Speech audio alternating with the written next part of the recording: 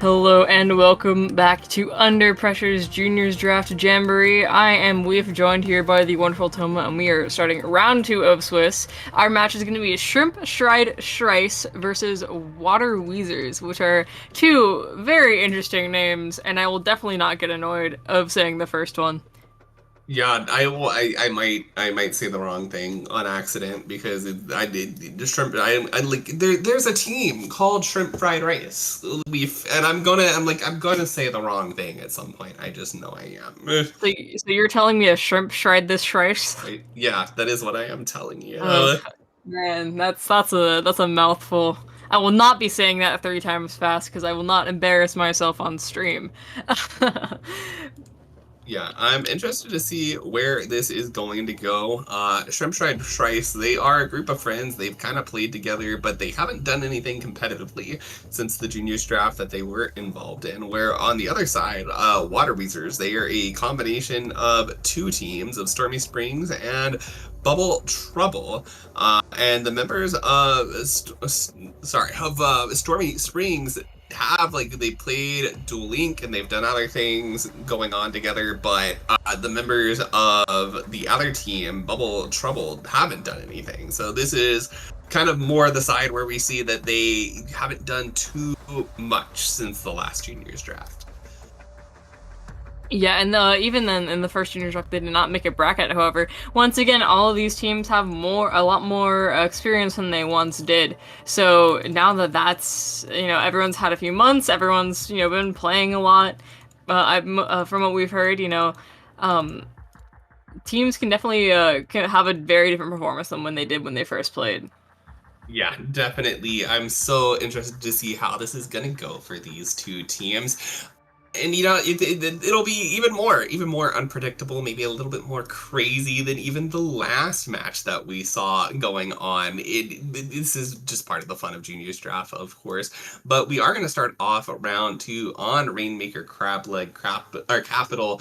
And while I'm not going to say that this is new because we have been playing this map since the beginning of the season, so like 3 months from now. It is still the newest map in the game alongside Ship Shape. So, and Shipshape will be game 3 too, so this will be a little bit of new stuff going on for them that they really may not have done too much on if they haven't been playing this game competitively. Yeah, Rainmaker, I don't think even I've played a lot of Rainmaker Crab Leg. I don't think it's one of the ones that's super common on map lists. I think it's more so the zones that we've been seeing on Crab Leg, but I've and Clams as well, but I really enjoy Crab Leg as a map. It's super fun to fight on. Definitely a step in the right direction, etc., etc. So, it's going to be interesting to see. Looks like these players may be bringing out some spotlings, which is always fun to see, and they do enjoy those grades on that map. From what we see from what these teams report that they play, we've seen ballpoints, these heavy edits, a lot of really fun weapons that we have the potential to see. I've got to say, I'm not sure what tournaments you're playing where they have crab leg zones over Rainmaker, but can you tell me which ones? Because I I want don't to know. go I there. haven't. Because I haven't. my unpopular opinion that most people tell me is that I like zones better than like Rainmaker. And they're all like, "You're crazy," and I'm like, "Huh?" Like, no, I'm not the Rainmaker crab leg fan. I don't know. I haven't been playing a super lot this season, but I don't remember playing Rainmaker Crab Leg recently. Though, like I said, I haven't been playing all that much to, it's a very low sample size for me, is all I'll say. Well, I'll find that one tournament and I will go play in that. You hear me, tournament organizers? If you are here, if you put Splat Zones Crab Leg in your map pool, Toma will show up and play your tournament. So, Wonderful. unless it's skill capped, then I may not. But, you could let me, maybe, points fingers cutely. We're seeing double swelling on the side of, I believe that's Shrimp Shred Shrice, and on the side of Water Weezers, we are going to be seeing a very heavy midline long range comp there. The bow coming out, so it was a heavy edit, so it was that range blaster, and the splash is going to immediately pick up the Rainmaker, meaning that they have a lot of range to work with, but they are going to immediately taken out by some Tenta missiles from that Wiper Deku, who is going to try to go for the pop and immediately try to turn this back around, putting a halt to Water Weezer's first very ambitious push. I'm so interested to see this Tri-Stringer weave. You know me well. I love this weapon. I think Tri-Stringer is such a fun weapon. I think it has really fun zoning potential. Whale got a buff, which makes it a lot stronger now than it used to be as well. And we actually see this bow taking a fight. Unfortunately, not quite able to find that pick, but bow is one of those weapons that really is not in a excellent spot in the meta. And on top of that, it is a pretty high skill floor weapon. It takes a lot to really be able to learn how to play it and how to work around kind of what we see players bring to the table typically. Because even if you're not facing like a competitive team, it just generally gets outclassed by other backlines, by shooters. But right now, sorry, we'll leave that tangent to the side for a second because we see that we've got a checkpoint break on the side of Shrice, and they've got this Rainmaker in their control to continue pushing all the presence right now here on these grates, allowing them to just take that jump there and go smoothly towards this Rainmaker pedestal where they are going to find the knockout weave.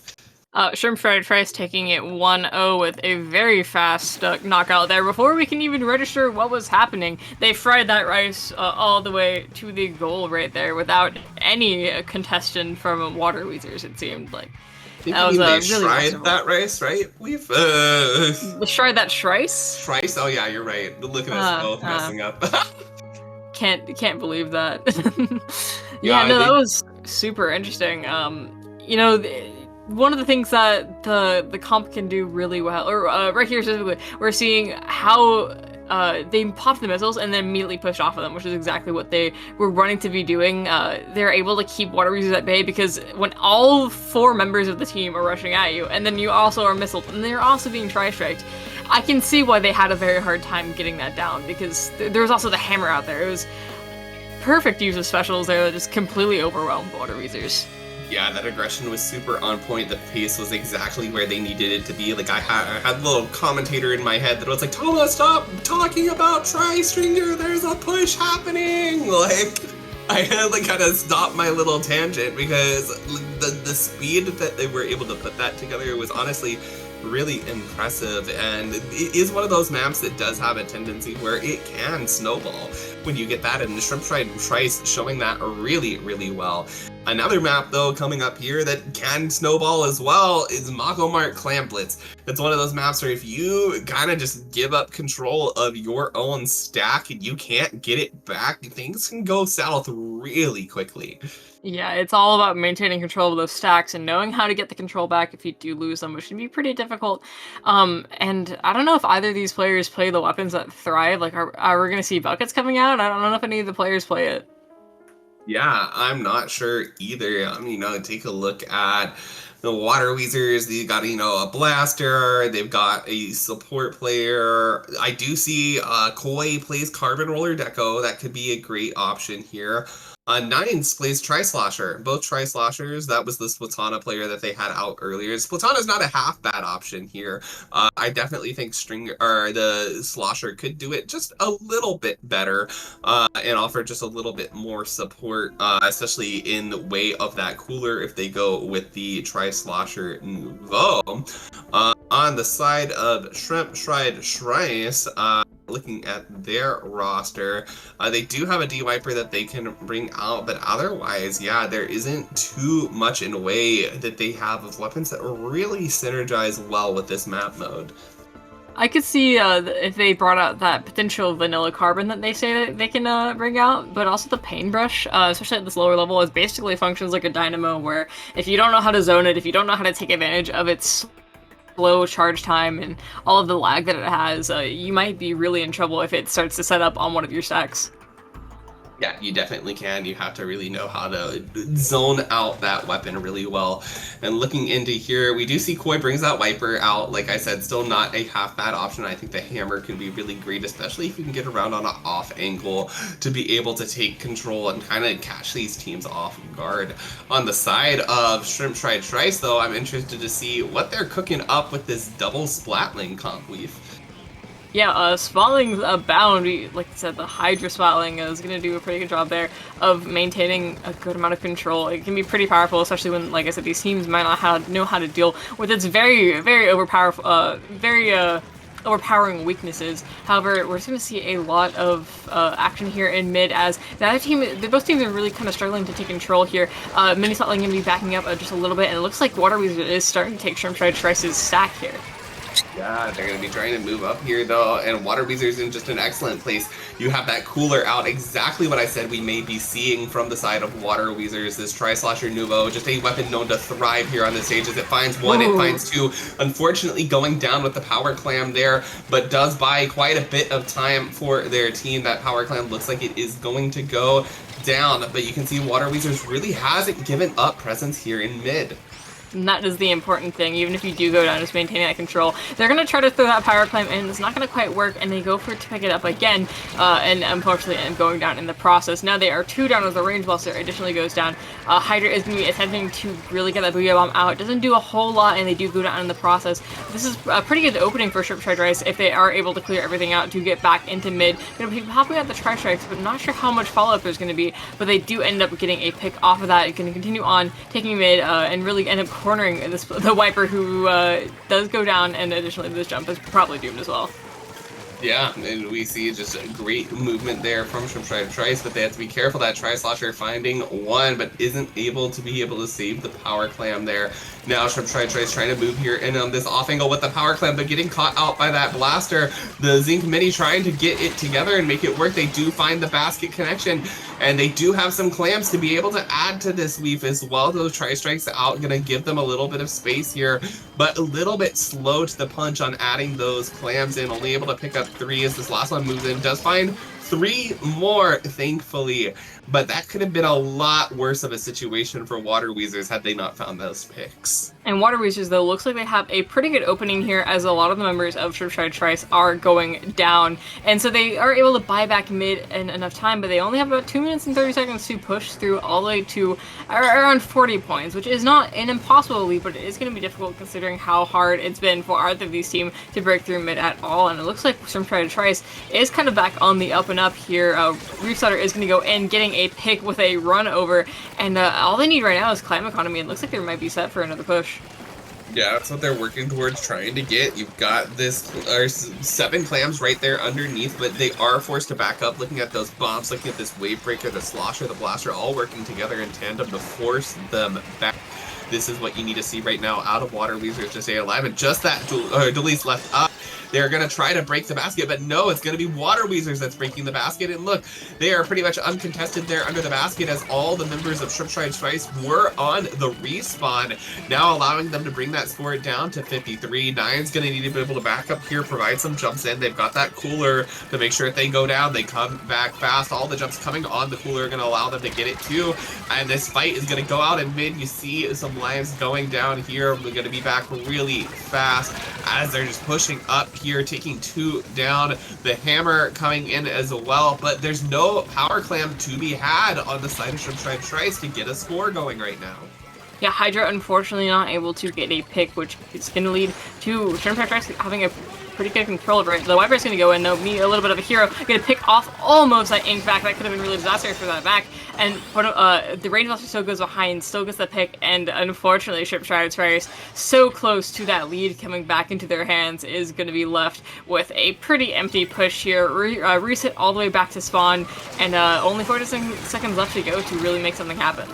Unfortunately, I think you see the double misthrow there on the side of Water Weezers, not quite able to find the connection to that basket. And there, just a failed attempt by that Hydra to move in and protect their basket on the side. But look, this miss could be vital to keeping Water Weezers alive here as the full wipeout happens. Now going to give them a lot of space. You see some celebratory booyahs there from Water Weezers, as now pretty much all they have to do is defend. There isn't going to be a Power Clam up on the side of Shrice. They need to get those clams going fast. So with 5 seconds, it doesn't look like they're gathering them fast enough. Overtime is not going to be triggered, and Water Weezers is going to be tying this set up 1-1. Man, if they got just a little bit closer, I can definitely see them having won that game. If they didn't miss that, I believe that would have given them lead. They only had 10 points of penalty, and they would have made it to 51, which would have beat Water Weezers 53. But that means that I believe this set is going to be evened out into a 1-1. So we are going to be seeing a pretty important game 3 here, as to see who's coming out on top. Yeah, agreed here. We kind of see there at that last moment, just that wipeout, unfortunately costing the game. Like I said, those celebratory booyahs, and then all it was from here is just like, hey, like, just keep map control. Don't let them grab those clams. You'll see the T-Tech making kind of a mad dash, doing a really good job of spotting out where the clams were. And maybe if they had like 3, 4 more seconds, would have been able to put something together. You can see they go up to 4, up to 5 there, but it just isn't enough time. Yeah, you always have to really bank. You always have to make sure that, like, if you're getting to the point where you might have about 30 seconds left, you need to make sure that you're going to have that clam because there's just not enough time before overtime in a lot of cases for you to get it. Even if you do have the momentum to get a push going, you don't have the grace that you have earlier in the game where you can get control and then focus on clams if you don't play things right. But yeah, you just don't have that grace later on in the game. No, you certainly do not. And now they're going to be going back to another new stage for this season, ship shape cargo. And I believe this is splat zones, if I'm not mistaken. This leaf is honestly in my top 3 maps of the game. I have really fallen in love with this map. I think it's really fun. There's a lot of fun verticality around the 2 sides of mid that you can use in the jump across. It's fun. It's great for shooters. It's great for backlines. I think there's a lot of fun balance to it. Both of these maps, like both of the new maps, I haven't played on super often, but I do know that this one is pretty solid, and I think that I think Water Weezers has been the one that's been running a lot of really strong long-range options, and I feel like that can be really powerful on here. However, we'll see how it goes. We're gonna see if this charger can make a good difference, and we also see a reflux coming out, which isn't something you see every day. Well, they're gonna have to be blessed with this reflux kit because they, despite the new kit showing on Thanksgiving, there was very little to be thankful for with the new reflux kit. We do see an early missiles coming out on the side of Shrice, forcing the Water Weezers back. Now Smokey trying to make contestation of the zone there, but just being caught out with all of that pink from Shrice under their feet. They've already got a chumps ready to go too as well. This could be huge for them, but they have to be careful, especially in this 2-down situation, that they're not playing too aggressively with their life. And unfortunately, just like that, you're seeing Spooky get a pick, and they don't have control of this zone anymore. They need to be able to keep scoring, which they're trying to do there, but it's going to be difficult with Water Weezers' missiles coming online as well. Now it's really going to be their opportunity here to see what they can make work off of these specials. And what makes work is the fact that those missiles did get a pick, which does lead into a pretty good advantage that they are going to be able to capitalize on getting a pick on the T-Tech while they have those track stars coming out. That's going to be pretty, or that's actually the charger, which is even more huge. That charger can lock out a lot of the map if you're not careful. Water Weezers both has weapons that really affect the way that you play. You can't play the same around a range blaster as you would with any other weapon. Same with the charger, it really impacts the way you play. But Shrice has been doing a really good job at managing that. They're going to pop the ink back right as Water Weezers is going to be coming in, which is going to basically lock them out from getting that cap that they were most likely going to be able to get without it, and so they're going to be able to continue on taking their points and finally get the cap. However, Water Weezers does after using some specials and getting things through. Yeah, unfortunately for them. And right now, this Water Weezers really needs to get this paint down and in front of the zone. I think what you're seeing here right now is that their main aggressor, what you're seeing is generally going to be Spooky on that blaster, is just kind of getting caught out in this zone or in front of this zone with very little paint in front of their feet. You gotta remember, blasters are not a weapon that paint very well. Really reliant on their teammates to be moving forward with them, painting that zone. We need to see, Fizzies from that Tri-Slosher Nouveau or that Reflex pushing up aggressively to play with that blaster right now if Water Weezers wants to be able to break back into this, but going 3 down right now, not a great start. The Tri-Slosher does have that juice on line and is going to be helping to clear up that Splatana out of their base, but there's still just a lot of pressure right now facing between them and this zone flipping, and unfortunately they're going to go down in a trade, and all trades right now are just benefiting from Shrice.